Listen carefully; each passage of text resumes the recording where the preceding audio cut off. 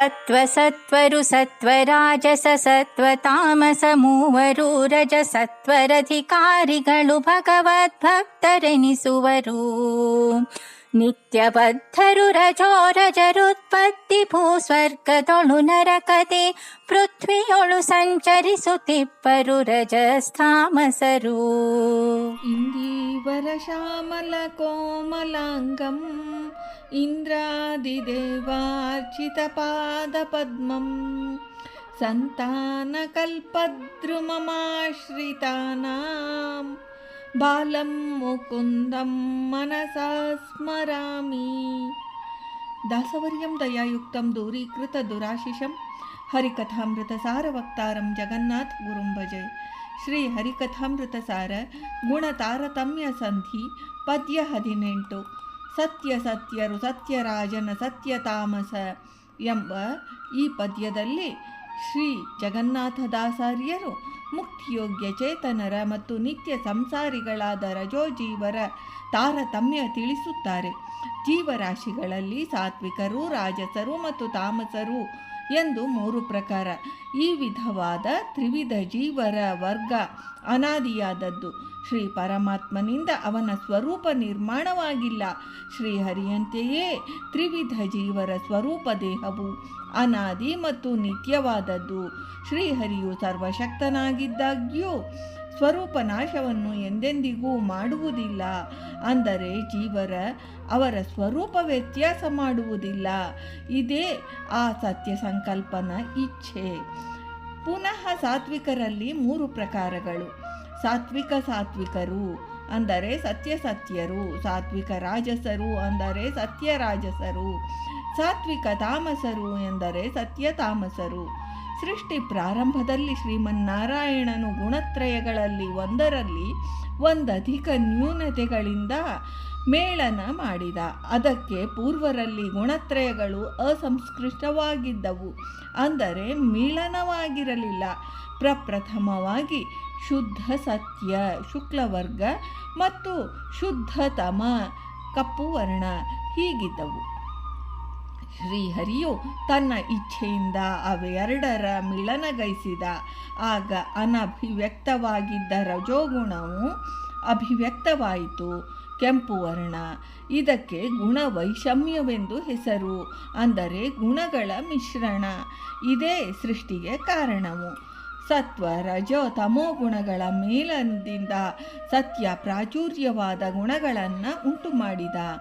ಸತ್ವ ಮತ್ತು ರಜೋಗುಣಗಳ ಮೇಳನದಿಂದ ಸತ್ಯ ಪ್ರಾಚುರ್ಯವಾದ ಸತ್ಯವು, ಅಂದರೆ ಶುದ್ಧ ಸತ್ಯದಿಂದ ಸೃಷ್ಟಿ ಇಲ್ಲ.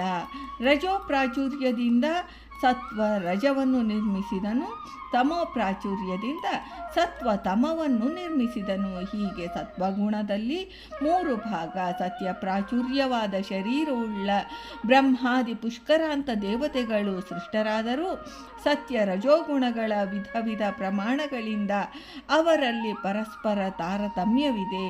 ರಜೋಗುಣ ಪ್ರಾಚುರ್ಯವಾದ ಸತ್ವಗುಣ ಶರೀರವುಳ್ಳವರು ಅಜಾನಜ ದೇವತೆಗಳಿಂದ ಆರಂಭಿಸಿ ದೇವಗಂಧರ್ವಾಂತ ದೇವತಾ ವರ್ಗ, ಇವರಲ್ಲಿಯೂ ಸಹ ಪರಸ್ಪರ ತಾರತಮ್ಯವಿದೆ.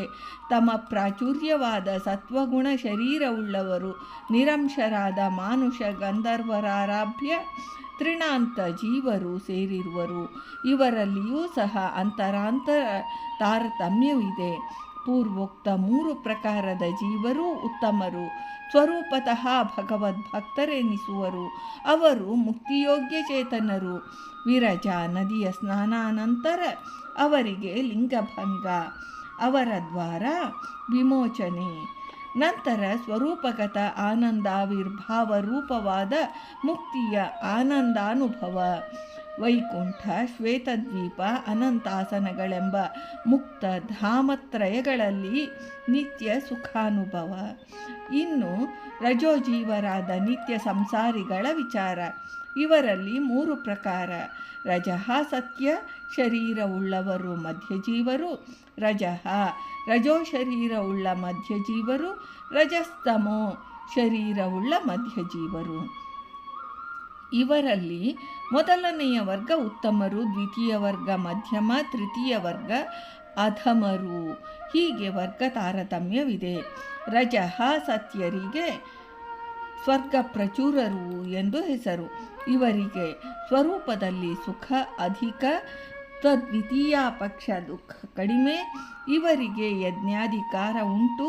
ಸಾಂತಾನಿಕ ಲೋಕಗತ ಊರ್ಧ್ವ ಭಾಗದಲ್ಲಿ ಸುಖಾನುಭವ ಉಂಟು ಮಾಡುತ್ತಾರೆ. ದುಃಖಾನುಭವ ಸಾಪೇಕ್ಷತೆನ ಕಡಿಮೆ. ರಜಃ ರಜೋಜೀವರು ಭೂಪ್ರಚುರರು. ಇವರಿಗೆ ಸ್ವರೂಪದಲ್ಲಿ ಸುಖ ದುಃಖಗಳು ಸಮ. ಇವರಿಗೆ ಸ್ವರ್ಗ ಪ್ರವೇಶವಿಲ್ಲ ಮತ್ತು ಯಜ್ಞಾಧಿಕಾರ ಬಲವೂ ಇಲ್ಲ. ಸುಖ ಪ್ರಾರಬ್ಧದ ದೆಸೆಯಿಂದ ಭೂಪ್ರದೇಶದಲ್ಲಿ ಸುಖ ಅನುಭವಿಸುವರು. ದುಃಖ ಅನುಭವಕ್ಕೆ ನರಕಕ್ಕೆ ಹೋಗಿ ಪುನಃ ಭರತಖಂಡಕ್ಕೆ ಬಂದು ಜನ್ಮವೆತ್ತುವರು. ರಜಸ್ತಮ ಜೀವರಿಗೆ ನಿರಯ ಪ್ರಚುರರು ಎಂದು ಹೆಸರು. ಇವರಿಗೆ ಸ್ವರೂಪದಲ್ಲಿ ಸುಖ ಅಧಿಕ, ಸುಖಾನುಭವ ತದ್ವಿಪಕ್ಷಯ ನ್ಯೂನ. ನರಕವಾಸಿಗಳು ಸುಖಾನುಭವಕ್ಕಾಗಿ ಭರತಖಂಡದಲ್ಲಿ ಜನ್ಮ ಪ್ರಾಪ್ತಿ. ಈ ಮೇಲಿನ ಮೂರೂ ವರ್ಗದವರು ಮಧ್ಯಮ ಜೀವರು, ಅಂದರೆ ರಜೋಜೀವರು. ಇವರಿಗೆ ಶ್ರೀ ವಾಯುದೇವರ ಹುಂಕಾರದಿಂದ ಲಿಂಗಭಂಗ, ಲಿಂಗಭಂಗಾನಂತರ ಸಾಂತಾನಿಕ ಲೋಕಗಳಲ್ಲಿ ವಾಸ. ಈ ಸಾಂತಾನಿಕ ಲೋಕಗಳು ಭೂಲೋಕದಲ್ಲಿ ವಿದ್ಯಮಾನವಾದ ಲೋಕಾಲೋಕ ಪರ್ವತಕ್ಕೆ ಆಚೆಯಲ್ಲಿರುವ ಅಂಧತಮಸ್ಸೆಂಬ ಲೋಕಗಳಲ್ಲಿ, ಮೇಲಿನ ಭಾಗದಲ್ಲಿ ಸ್ವರ್ಗಲೋಕಕ್ಕೆ ಅಧೋ ಭಾಗದಲ್ಲಿ ಇವೆ. ಮುಕ್ತಿಸ್ಥಾನಗಳಿಗೂ ಅಂಧತಮಸ್ಸಿಗೂ ನಡುವಿನ ಪ್ರದೇಶ. ಈ ಜೀವರು ನಿತ್ಯಬದ್ಧರು, ಅಂದರೆ ಸ್ವರೂಪತಃ ಸುಖ ದುಃಖ ಮಿಶ್ರವುಳ್ಳ ಅನಾದಿ ಧರ್ಮವುಳ್ಳವರು ಎಂದು ಶ್ರೀ ಜಗನ್ನಾಥದಾಸಾರ್ಯರು ಈ ಪದ್ಯದಲ್ಲಿ ಹೇಳಿದ್ದಾರೆ. ಭಾರತೀ ರಮಣ ಮುಖ್ಯ ಪ್ರಾಣಾಂತರ್ಗತ ವೃಂದಾವನ ವಿಹಾರಿ. ಶ್ರೀಕೃಷ್ಣಾರ್ಪಣಮಸ್ತು.